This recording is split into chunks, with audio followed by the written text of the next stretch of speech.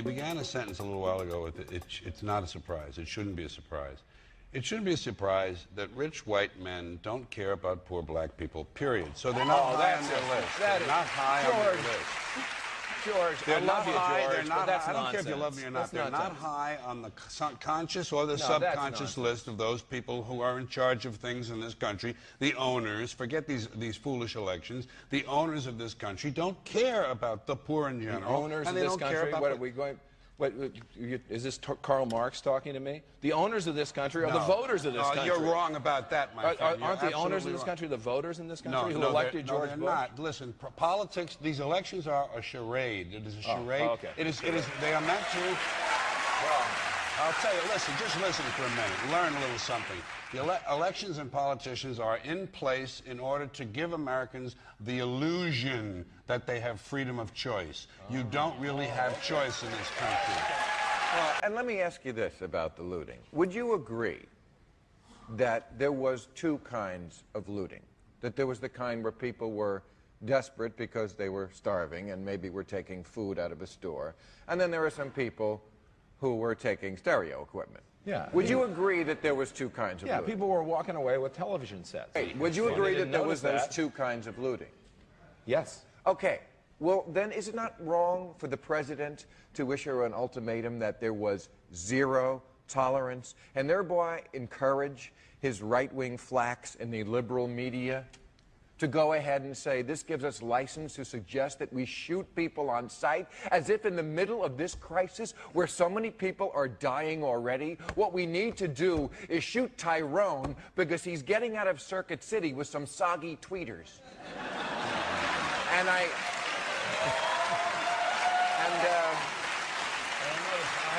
think Tyrone always had soggy tweeters, quite frankly. I have an addendum to that.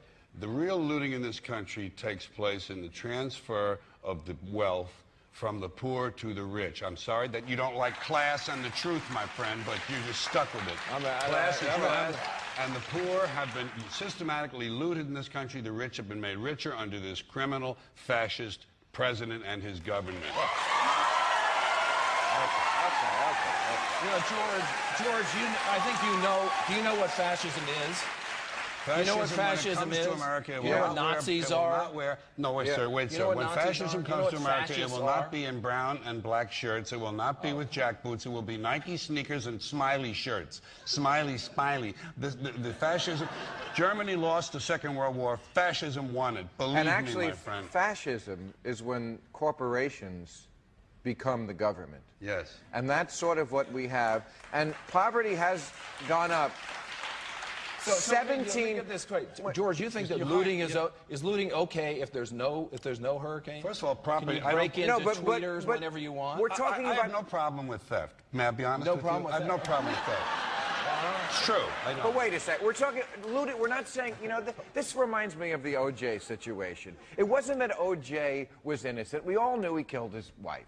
Okay? It's not that looting is good. We all know looting is bad. It's the priorities. It's the fact that white people obsessed on one black guy getting away with a crime once, when it had worked in reverse 1 billion times more. The same way they're obsessing about a few people getting away in the middle of this much bigger crisis. It's a matter of what's proportional.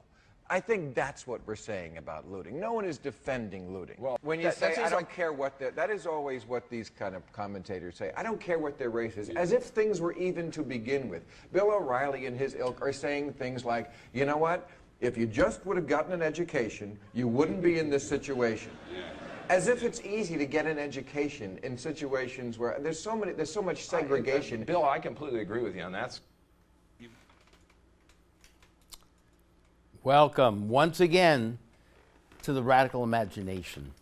I'm your host, Jim Vrettos, and I'm a sociologist at John Jay College here in New York. Fascism, formally defined, is seen as radical authoritarian nationalism, characterized by dictatorial power, forcible suppression of opposition, and control of industry and commerce. Fascists regard a complete mobilization of society under a totalitarian one-party state as necessary to prepare a nation for armed conflict and to respond effectively to economic difficulties.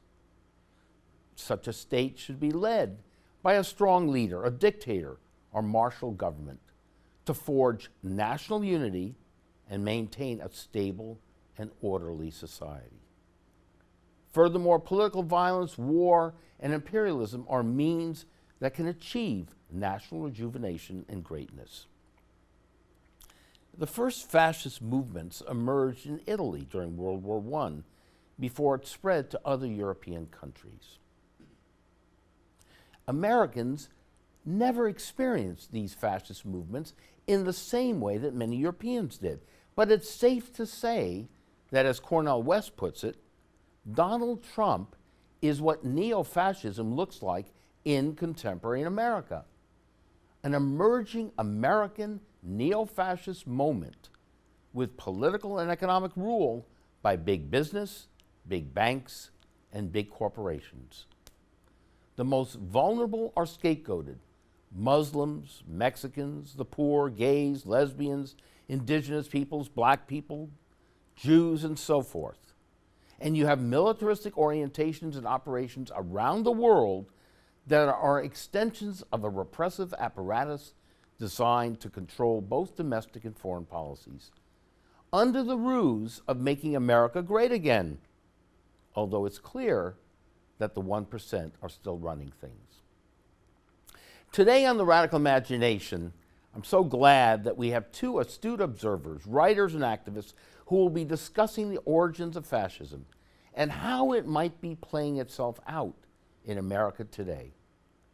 George Prochnik's essays, poetry, and fiction have appeared in numerous journals and magazines, including The New Yorker, The New York Times, and the Los Angeles Review of Books. He is editor-at-large for Cabinet Magazine, and his book, Stefan Zweig, At the End of the World, won the National Jewish Book Award in 2014.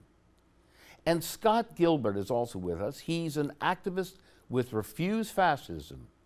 He has a poignant family experience in Nazi Germany that has informed his activism and writings in the struggle against fascism in this country.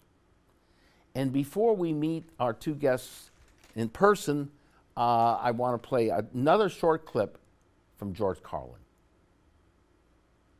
You might have noticed I don't complain about politicians. Everybody complains about politicians. Everybody says they suck. Yeah! Well, where do people think these politicians come from? They don't fall out of the sky. They don't pass through a membrane from another reality. They come from American parents and American families, American homes, American schools, American churches, American businesses, and American universities, and they're elected by American citizens. This is the best we can do, folks. This is what we have to offer. It's what our system produces. Garbage in, garbage out. If you have selfish, ignorant citizens, you're going to get selfish, ignorant leaders. And term limits ain't going to do you any good. You're just going to wind up with a brand new bunch of selfish, ignorant Americans. So maybe it's not the politicians who suck. Maybe something else sucks around here, like the public. Yeah, the public sucks. There's a nice campaign slogan for somebody. The public sucks. Fuck hope. Fuck hope. Because if it's really just the fault of these politicians, then where are all the other bright people of conscience? Where are all the bright, honest, intelligent Americans ready to step in and save the nation and lead the way? We don't have people like that in this country. Everybody's at the mall, scratching his ass, picking his nose, taking his credit card out of his fanny pack and buying a pair of sneakers with lights in them. So I have solved this little political dilemma for myself in a very simple way. On election day, I stay home. I don't vote. Fuck them. Fuck them. I don't vote. Two reasons I don't vote. First of all, it's meaningless. This country was bought and sold and paid for a long time ago. The shit they shuffle around every 4 years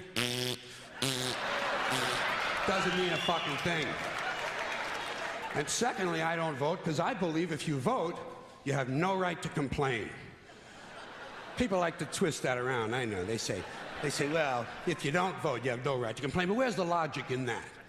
If you vote, and you elect dishonest, incompetent people, and they get into office and screw everything up, well, you are responsible for what they have done. You caused the problem. You voted them in. You have no right to complain. I, on the other hand, who did not vote, who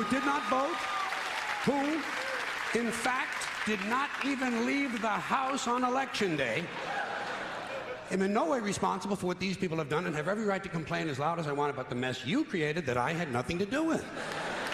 So I know that a little later on this year, you're going to have another one of those really swell presidential elections that you like so much. You'll enjoy yourselves. It'll be a lot of fun. I'm sure as soon as the election is over, your country will improve immediately. As for me, I'll be home on that day doing essentially the same thing as you. The only difference is, when I get finished masturbating, I'm going to have a little something to show for it, folks. Thank you very much. All right. Well, thank you, George Carlin. And thank you, George. Thank you. And Scott for being here today. My pleasure. This is an important discussion we need to have in dialogue about where we're at in this country in terms of fascism. Are we in the middle of a truly neo-fascist moment, as Cornell was saying? Are we bringing back some of the issues that existed in Germany during the 30s and so on? And you two, I know, have devoted a lot of energy and interest to this, your writings, your activism. Tell us, you both met at a conference held recently in New York, is that correct? Tell us a little about that. I actually was not at the conference on April 27th. George is one of the speakers. Okay. And okay. I was working in Boston with refusefascism.org, okay, building for it, but I was not in. And so I had the privilege of speaking with George over the phone after. I see. So George, you spoke and then you talked about it. And so how did you come to go to this conference?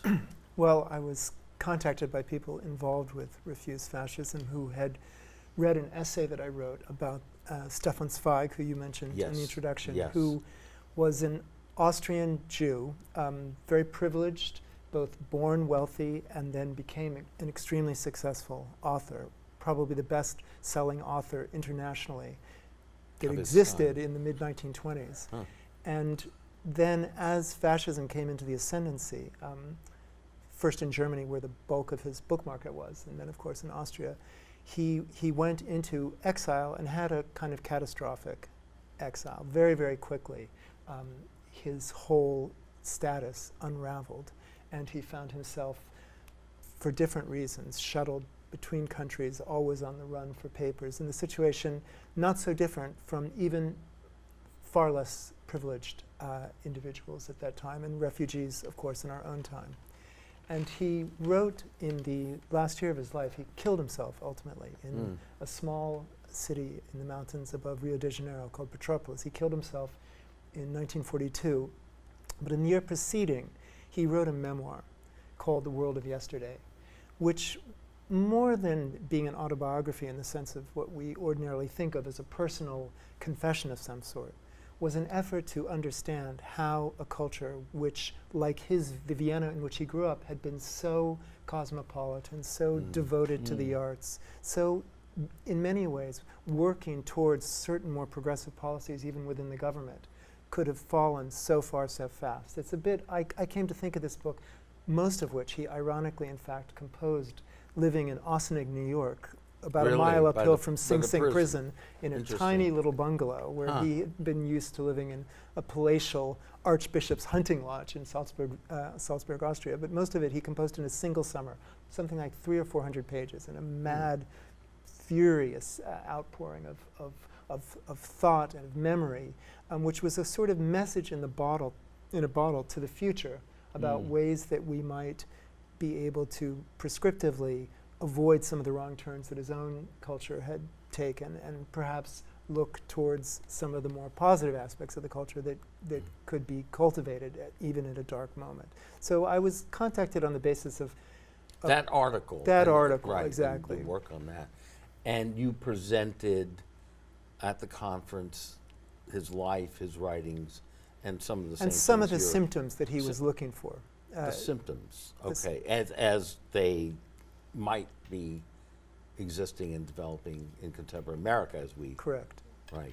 And then, so you saw this, you read it, and or what you were preparing, you were helping organize this. And I was, but I started back in last December, January. Okay. How did you get involved in all of this? I saw a call that was put out, a call to action to basically say no to the rising fascist regime that was done early on within a few weeks after the elections. And their unifying slogan was, "In the name of humanity, we refuse to accept a fascist America." And I was stunned because I grew up, my mother and grandparents were Holocaust survivors. I knew somewhat about what that was about. And when you say somewhat, it was spoken about in your house, but actually, it's a very good question. Not at all. Not my mother at all. Wow. Had massive PTSD. She had lived in hiding for a long time. She refused to speak German in the house. She didn't leave the house because when I won awards in high school and things, she didn't come. Not because she didn't want, she couldn't. Traumatized. Very traumatized. And I remember I was 13, we were reading the Diary of Anne Frank for school, which everybody did, you know. It was interesting because I was showing this picture. I'll show you in a minute. And please show it to us again. Sure. Because it's so poignant here.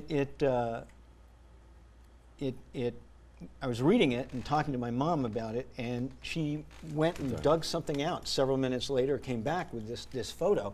And I don't know if you've seen this.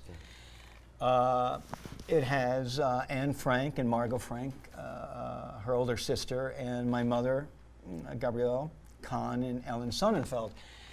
And I was speechless for a while. I said, you know, how did, you know, I was trying to really comprehend how did the German people allow this to happen in Germany? And my mother had no answer.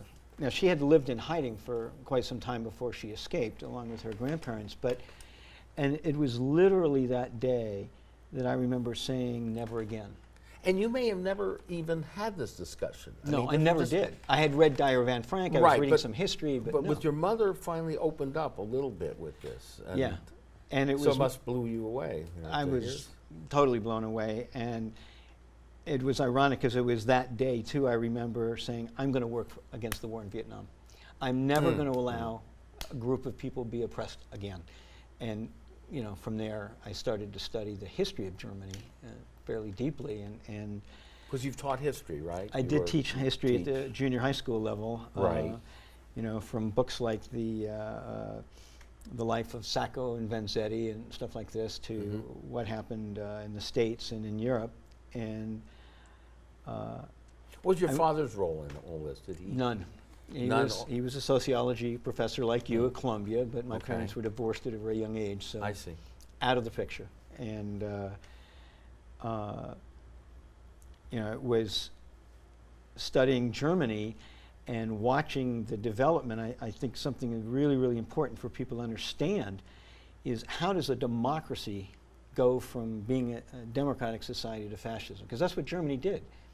You know, in 1919, they had lost the war, World War I, and you know there was the Treaty of Versailles, which was very oppressive on the German people, high unemployment.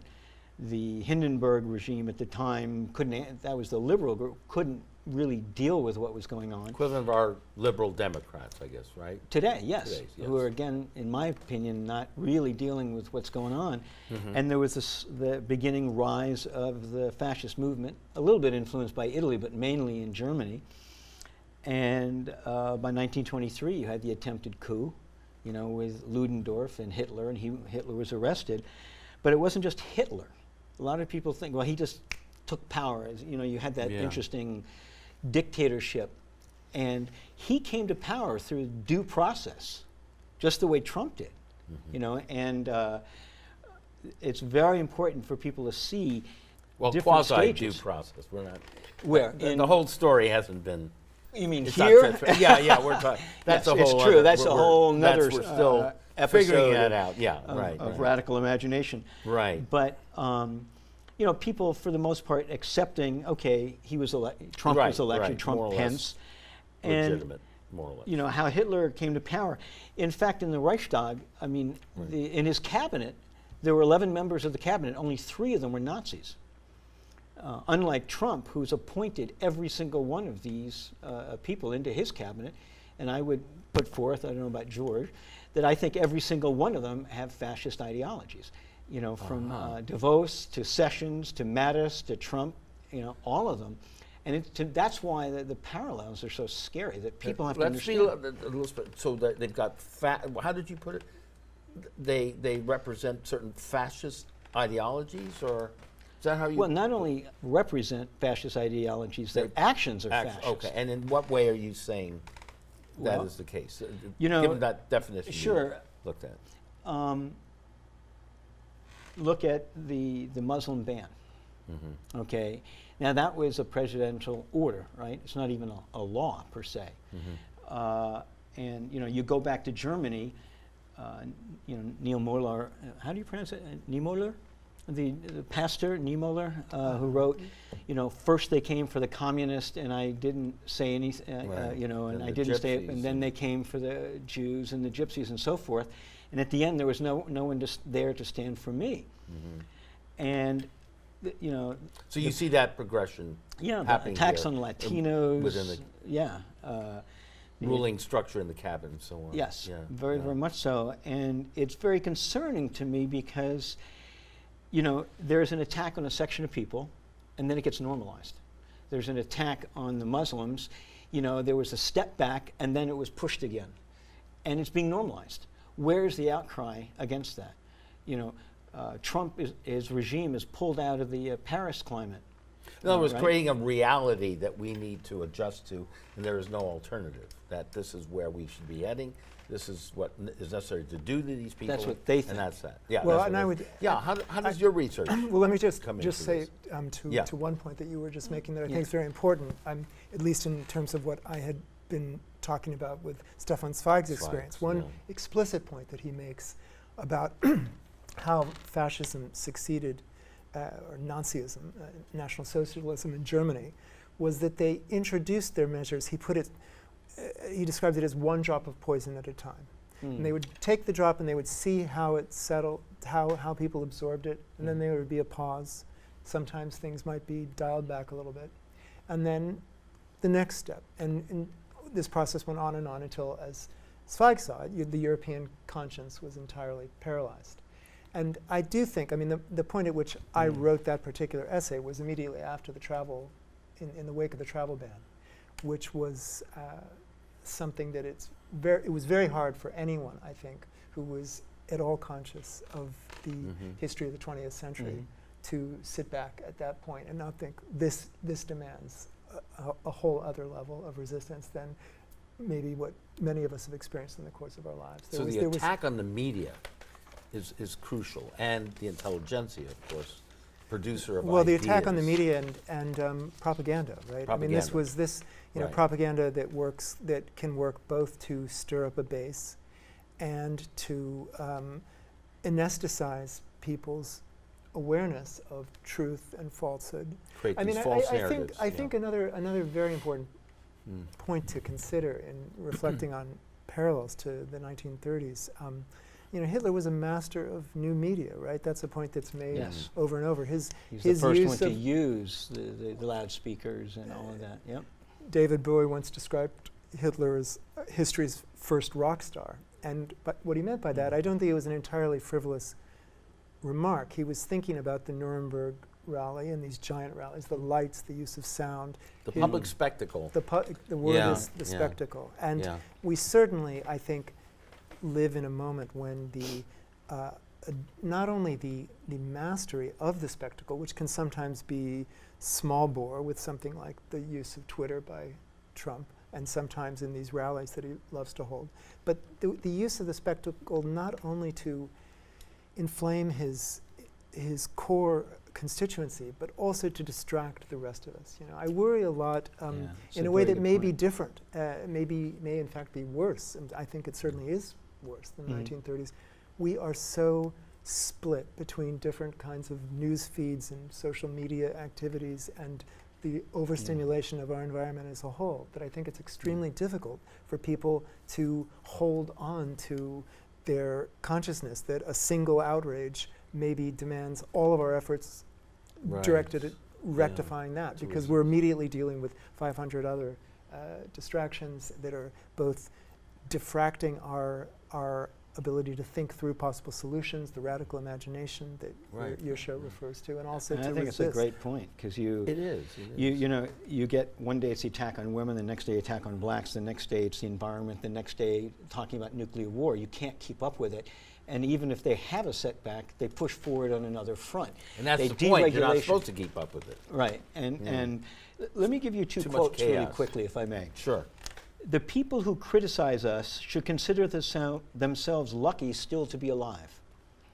It would be too much of a good thing if those who live at our mercy should be allowed to criticize.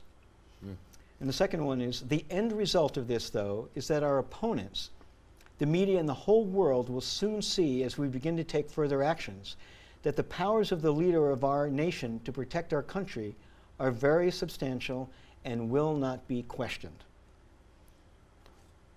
Do you know who the first one was? Joseph Goebbels, 1934. And the second one is Stephen Miller, who, you know, was the White House advisor. You know, the power, again, it's not exactly the same, but the same kind of thinking and pushing this down the line. And you brought up something I think is really important. You know, the two foundations that the Nazi Party used was nationalism and religious fundamentalism. What is, you know, Trump's whole phrase, "Make America Great Again"? That's right out of the playbook of Hitler. His phrase was, "Make Germany whole again." Whole for whom? The white Aryans, the Volk, right? And, you know, who does... Well, and the America, of course, the America First slogan, which comes right out of Lindbergh's movement, which was overtly philo-fascist when he began that. You know, I mean, to your first point about are we going back, I think there's no question but that there are people who want us to go back, and there is a sense of empowerment. Go back to a period of monolithic racial empowerment, monolithic cultural ideals, monolithic values. What Steve Bannon calls, with a capital T, right? Traditionalism? Yeah. That's what you're talking about. Exactly. Sort of pre-enlightenment. Certainly pre-inclusiveness, pre-empowerment of secular modernity. Secular modernity, and I mean even more, I think, you know, the religion is a little tricky, right? Because he uses the evangelical base, and the evangelical base have made a devil's bargain with him for a variety of reasons. But there's also, I think that, I mean, I don't know what Steve Miller's beliefs are, but I don't know that, it's certainly in the case of Trump himself, it's not that I sense him touting any particular faith, but he makes expedient alignments and people go along. And this, you know, again, looking at what happened in Germany, one of the things that happened was that the Prussian industrialists, who were really big business people, felt that they could control this candidate. He was considered an uneducated boor in ways that are not entirely dissimilar from how many on both the more, I don't know what the word is, erudite conservative and certainly the progressive side. They viewed that this guy was a loose cannon, but they could control him. He was a maverick. And this, historically, I think we can safely say, is a mistake. You know, to feel a confidence on the part of the business class, even if we wanted the business class, which we don't, but to think that they can determine how this leader will ultimately wield his authority as commander-in-chief, as director of all the national security apparatus, etc. And they've gone along with it because they're getting what they want. They're getting Wall Street rich all the time, and that's the religion. And that's the egomaniacal obsession for Trump. It's about him and the money. I think that's, I just want to say, I think that's a really critical point, that that's the religion. Because if we look at what is not necessarily the same as the situation. Was it with Hitler, though? Well, I was going to say, I'm going to make a distinction here, that our culture's enormous, and this goes in the part of the mainstream Democratic Party as much as in the mainstream Republican Party, the enormous priority that we prioritization of success and material success. I mean, Trump is the embodiment of this revolting and incredibly racially and in all senses of political value diminishing. And we're at the mall. And we're at the mall. As Carlin puts it. No, I think this is critical. Or as Bush said, well, how could we aid the war effort? Just go shop.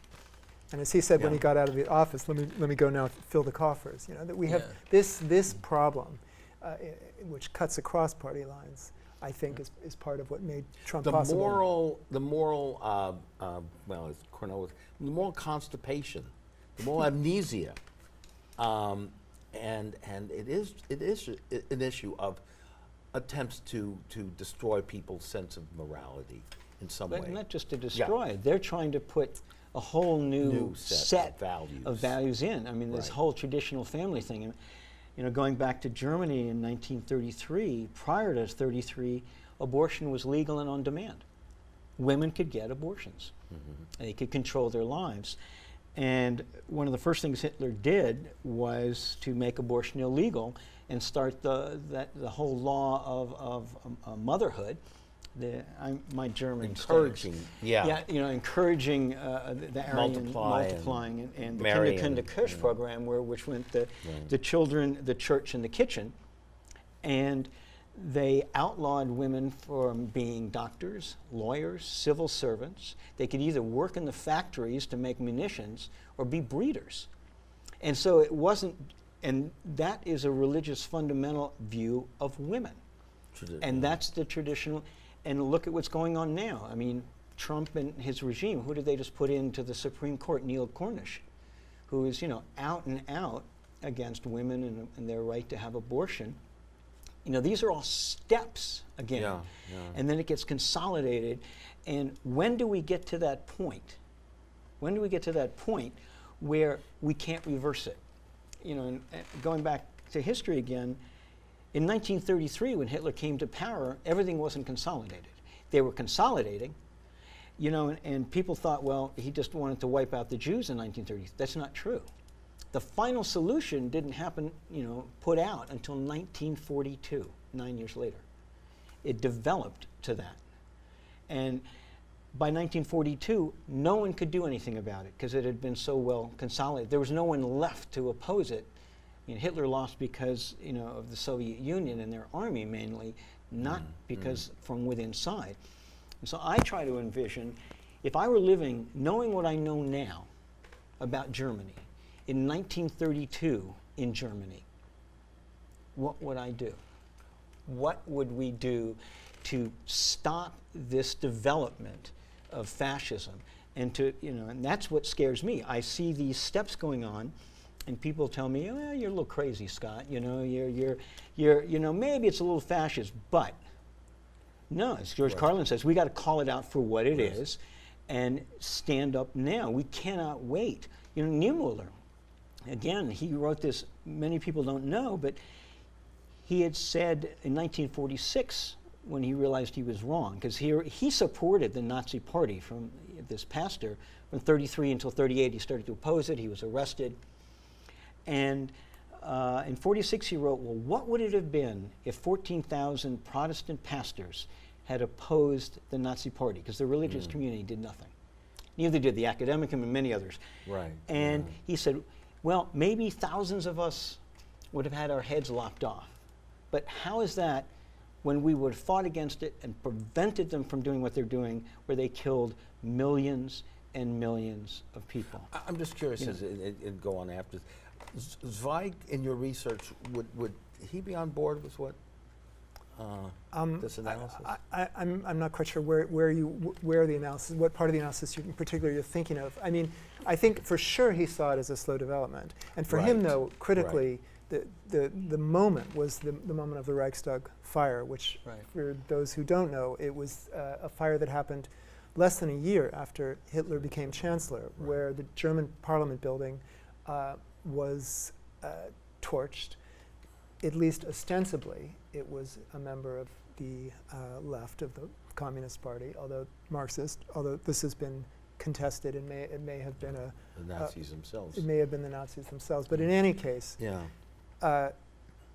although things didn't immediately thereafter get to the point of mass slaughter, once Hitler had the excuse of this destruction, in fact, no one died in the fire, but of this symbolic edifice of the German state, he essentially shut down the democratic legislative process. That was it for the judiciary. So at that point, everything shifted. And certainly in our current, under the current regime, what I have been afraid of, apart from the question of what we can do, is some kind of incident of terrorism or whatever form it takes that becomes a pretext to say we're in we're in an emergency situation. At that point, I think all bets are off. Now, one thing that Trump also critically does not have, fortunately, is a lock on the military in the same way that that Hitler did early on, because he himself had been a veteran of the First World War and had formed alliances over time and really had relationships.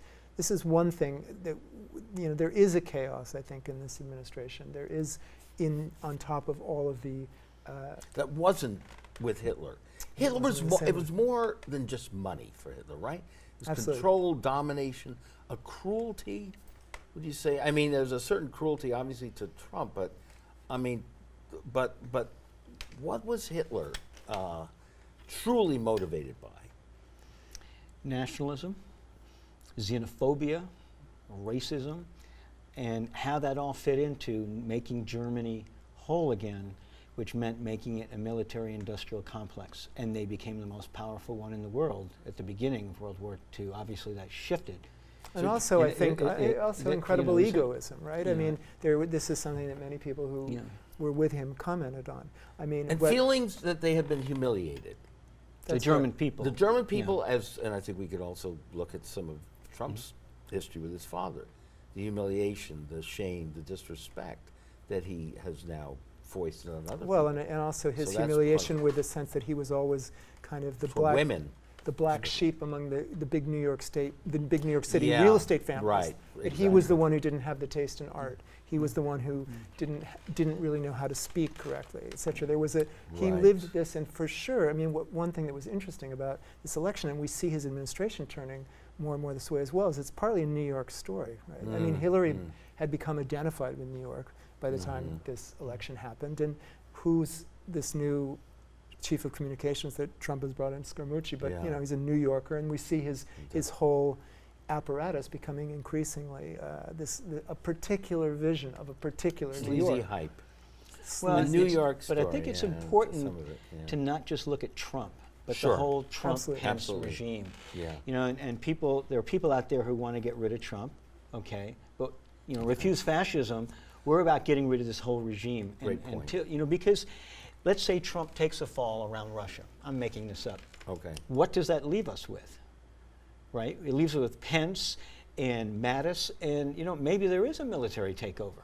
Well, how and that I think can shift. I think that's this is a critical point, and the other aspect of it is what happens to the whatever 38 million or however many people it is that are still with him. The rage and what happens that to they that have. rage? Exactly. So how do we on the other side of the political barricades try to begin engaging? Offer absolutely. That's a central question, and I didn't mean to. So that really becomes to me, and fundamental issue. I don't know if you know, for instance, yesterday in Youngstown, Ohio, Trump spoke, and it was disrupted. Was it the Boy Scout business? Or this was something else. That was something else. That was a few days ago. Okay. Some people from Refuse Fascism went in and disrupted it, and there was a demonstration outside as well. And there was another large demonstration around the healthcare about 6 blocks away. Right. And many of those people came down the street to join and never even heard of, and were starting to chant, in the name of humanity, we refuse to accept a fascist America. Trump, Pence must go, the whole regime. So there's a lot of people out there who are not only scared, but want to see something different. We have to be part of bringing that to life. Look at Turkey. How many weeks ago, that demonstration of 500, and they were beaten and all that, and yet how many people were out last week? What, was it a half a million? I mean, I don't even know the numbers.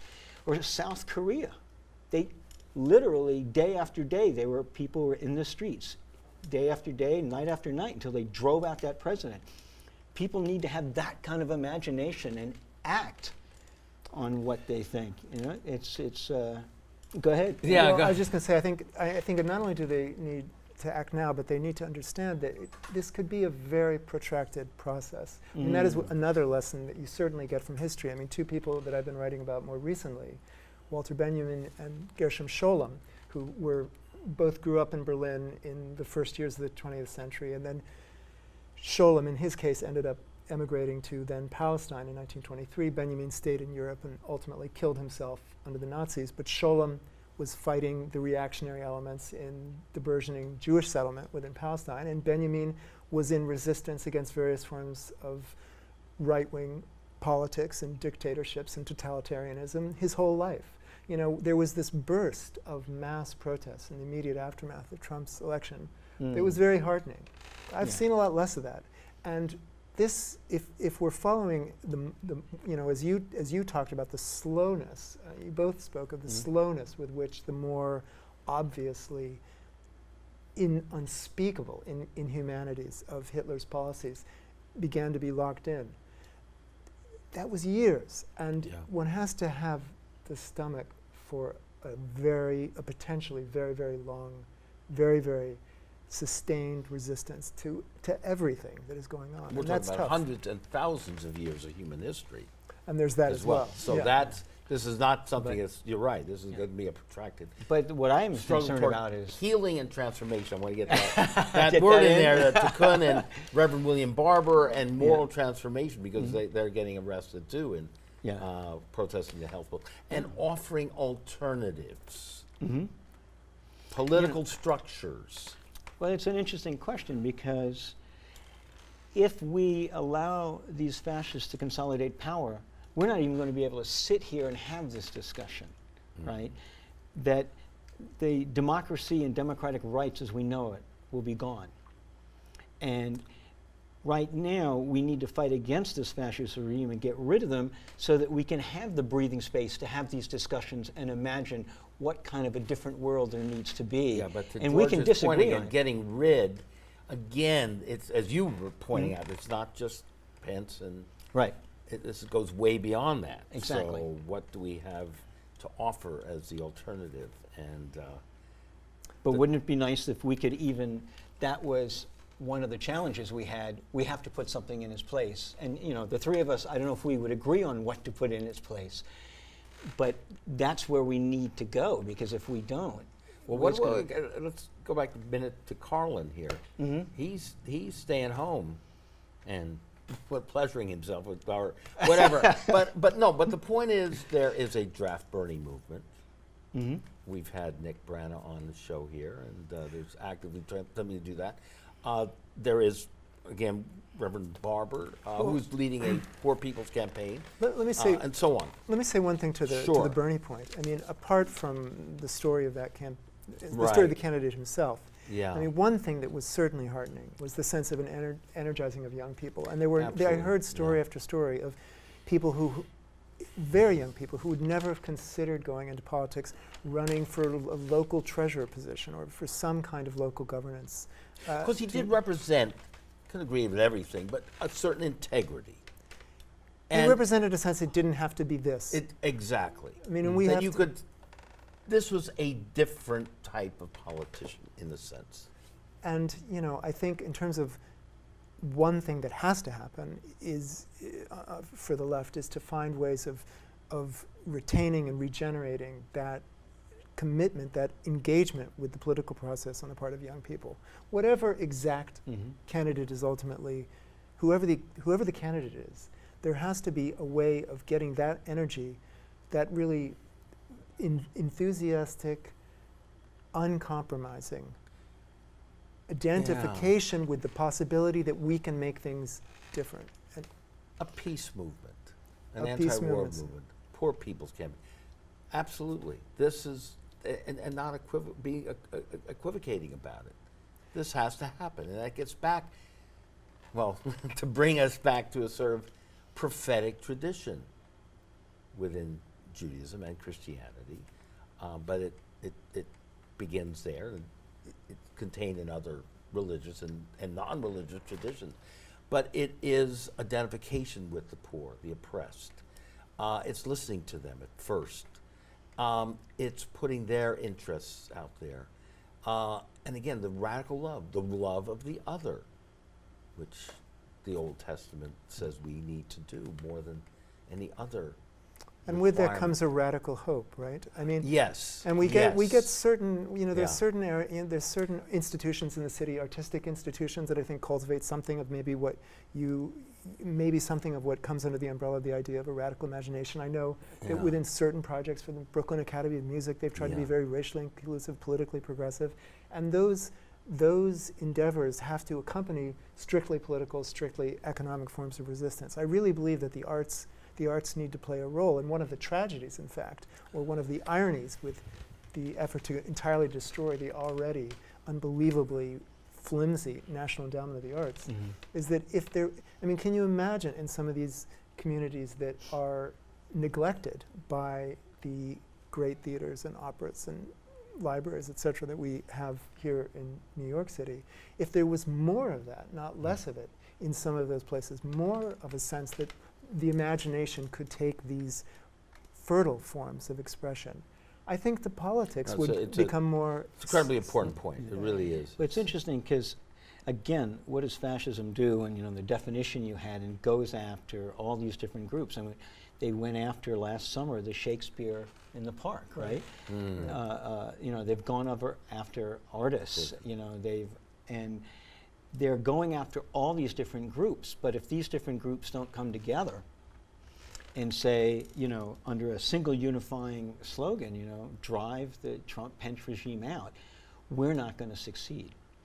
And then if it gets to don't let them pick us off one by one, as you were saying before. And at a certain point, if it does get consolidated, it won't matter. And can we afford to wait to that point? I don't think so. I know so, you know, and it's... well, the resistance has been, especially with young people, has been pretty amazing.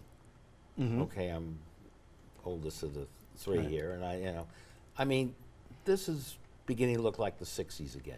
It's got to be sustained. There's got to be alternatives, but young people are out there. That's heartening. I agree completely. It's what's keeping things pretty much afloat. And that's another difference, again, in the 1930s, where Hitler, in fact, the youth movement was a huge part of his core base. Absolutely. And thankfully, we still have a generally progressive. And even the corporate media hasn't quite rolled over. No. I mean, there's been some strong pushback, right? I mean... only if it's in their interests.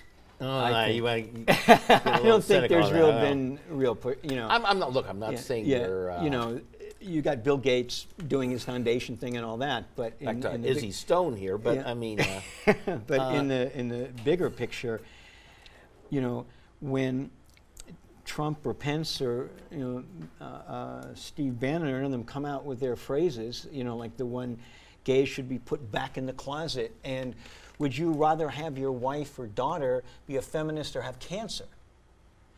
Where is the outcry among the intelligentsia, the media, the industrialists, you know, if they have wives, right? You know, their needs, that's what surprises me so far. And yes, I was very, you know, I was in D.C. the day of the coronation. Anointment, you know, and it was tremendous. It was a start, but the fascists keep chipping away, as you said earlier. You know, drop of poison by drop of poison. When do we, and that's why I think refusefascism.org is so important, because I can't think of another organization out there right now that's doing what they and we are doing, or uniting with any and all forces who see this whole regime has got to go, not just against Trump, but the whole thing, so we don't live under this fear, because Hitler could have been assassinated at some point, right? Would that have brought down that whole regime, that Nazi Party regime? Somebody would have filled that space. You know what I mean? So you've got to really take the whole thing. It's emotional, it's true. I completely agree with that, but I do think also that a charismatic leader makes a big difference in these issues. And there's no question, but that however vile and revolting in every manifestation of himself I might find Trump to be, he retains a certain telegenic charisma for large parts. He's stimulating, and his unpredictability. I mean, coming back to the idea of distraction, I think really we're so used to everything that we experience being curated. The fact that no one quite knows what he's going to do next has both value as a media property and also keeps people in a state of enervated arousal. Hitler wasn't quite doing that, right? Oh, yes, he did. He would show up late for some appointments, early for others. Okay. I mean, he was certainly a pathological liar in a very similar way. But it was a little different, a little different, for sure. Because he wasn't personally directly communicating the ways that only recent technological advances have made possible. And we've only got a couple more minutes to go, and I wanted to end on a sort of a personal note here. Both your connections to your identification, your studies, your work as Jews. Or let me put it this way. Since this is such a topic that should be and is central to all peoples, of course, but what connections do you think it has had for you as Jews, your own identification? I know you were not raised, or were you raised for? But you have this. Yeah, I mean, I'll say, going back to your point, about the prophetic tradition. The best aspect of the prophetic tradition within Judaism was a tradition that criticized the Jews incredibly savagely and refused to let the idea of some abstract chosenness take precedence over the moral responsibility to care for the poor, to care for the sick, to care for those who were vulnerable. That idea that if your identification, if your religious cultural identification has meaning, that it has meaning only in the sense of enlarging your responsibility to humanity and to those suffering or at risk of suffering. That has real significance now to me. The prophets would have quite a field day with Jared, right? Wolf. I think you get 1 minute. You get the last word on this. Well. But within this incredible Jewish tradition and your beloved mother here. Well, yeah, we didn't even talk about Anne Frank and my mother being in the picture together and growing up together. But, all right, but just a few well, I'll put it this way.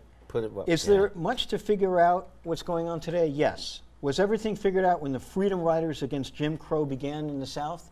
No. Was victory guaranteed? Hardly. Were there sacrifices? Yes. Was it worth it? Definitely. Yes. And that's in the name of humanity, we must refuse to be Got it. And in the name of humanity, we've got to end the show. George, Scott, thank you so very, very much. And thank you all very much. This is Jim Vrettos, your host on The Radical Imagination. We'll see you again next week.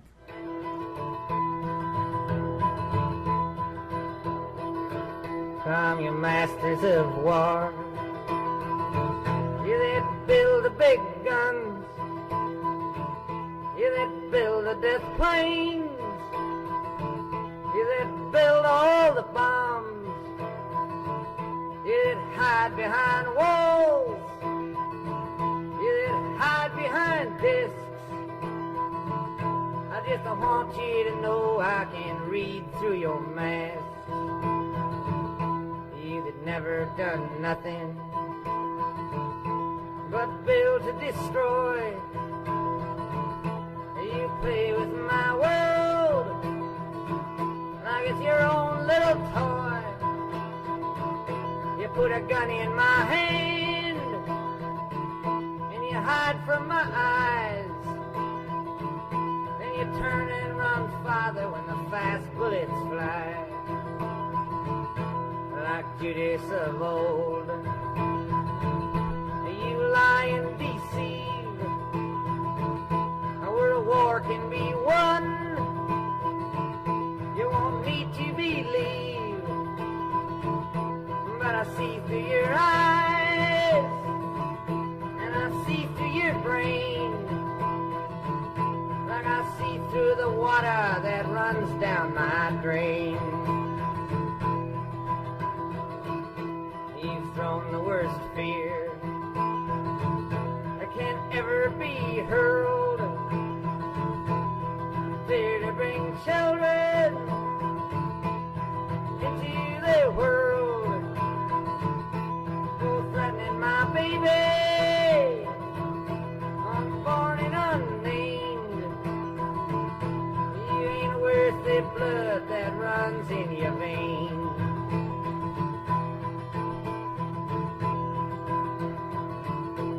I hope that you die, and your death will come soon. I'll follow your casket by the pale afternoon. I'll watch while you're lowered down to your deathbed. I'll stand over your grave till I'm sure that you're dead.